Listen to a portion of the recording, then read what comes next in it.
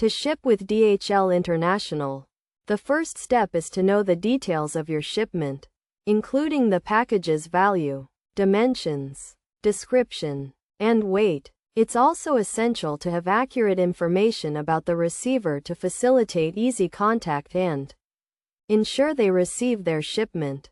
Packing the shipment efficiently to protect the contents from damage is crucial, and it's advisable to minimize empty space. A rough quotation can be obtained from the DHL website.